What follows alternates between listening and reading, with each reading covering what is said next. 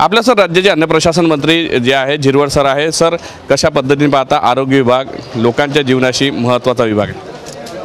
आरोग्य विभाग हा FDA मिनिस्टरनी सांगावा किती महत्त्वाचा आहे हे तुम्हा आपल्या सगळ्यांना माहीत आहे की पहिले एकतर मनुष्य सुदृढ राहणं, जगणं आणि जगल्यानंतर बाकीच्या सगळ्या डिपार्टमेंटची गरज आहे। पण पहिले जसं पोटात बाळ असेल तेव्हापासून त्याला ह्या खात्याची गरज आहे किंवा त्या खात्याचं कर्तव्य आहे का त्याच्यावर लक्ष देऊन त्याला सुदृढ नागरिक बनवणं, याच्यापेक्षा वेगळं महत्त्व असण्याचं सांगण्याचं काही वेगळं नाही असं मला वाटतं। पण तरी याकडे आतापर्यंत दुर्लक्ष केलं आहे अशी आपली भावना आहे, काय न माझी नाही भावना, दुर्लक्ष झालं आहे असं नाही, पण ज्या पद्धतीनं करायला पाहिजे होतं का मनुष्यबळ, दुर्लक्ष नाही, मनुष्यबळ का नाही वाढलं त्याचाच प्रश्न होता।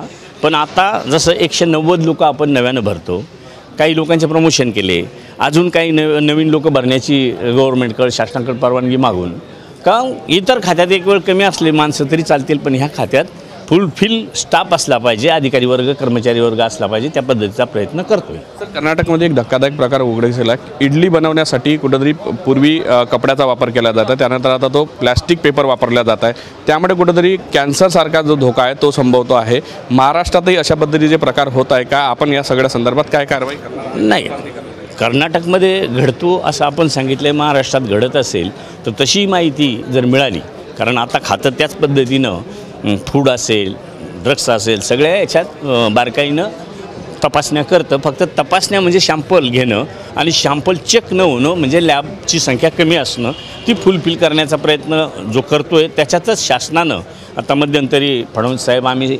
उपमुख्यमंत्री वगैरे, आरोग्यमंत्री वगैरे सगळे बसून आणि तो निर्णय केला का ज्या मोबाईल व्हॅन आहेत सगळेच एकाच लॅबला जाणं किंवा त्या आपल्या 3च लॅबला जाणं आणि त्याच्यातून रिपोर्टला वर्ष जाणं, त्याचा काही रिझल्ट योग्य नाही म्हणून, म्हणजे रिझल्ट योग्य येईल पण तो 1 वर्ष येईल, तोपर्यंत पुलाखालून भरपूर पाणी निघून जाईल, म्हणून त्या लॅब जागच्या जागेवर नागपूरमध्ये समजा लॅब असली तर ती काही दूध असेल, चहा असेल, चहा पावडर असेल किंवा मसाला असेल जागेवरच, किंवा उकळलेलं तेल किती वेळा रियूज केलं जातं ते 2 मिनिटातच त्या ठिकाणी दिसेल अशी व्यवस्था आलेली आहे। ती मी आता ह्या कॅबिनेटमध्ये माझ्या माहितीप्रमाणे त्याला मान्यता मिळून जाईल।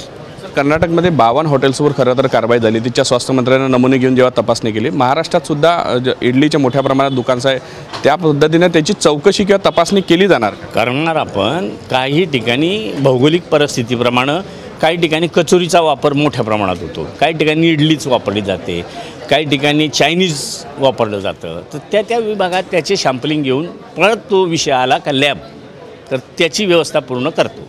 सर, पेपर कप वापरले जाते चहासाठी, ते सुद्धा कॅन्सरजनिक आहे अशा पद्धतीचे काही सर्वेक्षण किंवा चर्चा असतात, खरंच त्यावर तसं होतं का? या सगळ्या संदर्भात चौकशी करतो मी का त्याच्यातून कॅन्सरचं काही आहे का, डिटेक्ट होतोय का, त्याची चौकशी करून त्याला मार्ग काढला जाईल। बंदी करणं हा भाग नंतरचा आहे, जोपर्यंत ते बाधित आहे का हे शोधल्याशिवाय त्याला बंदी करण्याच्याही डायरेक्ट सांगणं बरोबर नाही। इडलीच्या दुकानाची तपासणी 100%। धन्यवाद।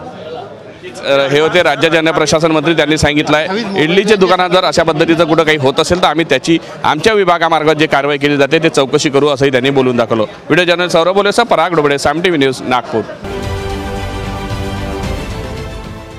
देश विदेशातील प्रत्येक घडामोडींचे लाईव्ह अपडेट मिळवण्यासाठी आता साम टीव्हीच्या सर्व सोशल मीडिया प्लॅटफॉर्मला लाईक, फॉलो आणि सबस्क्राईब करा। तसंच सर्व नोटिफिकेशनसाठी बेल आयकॉन प्रेस करायला विसरू नका।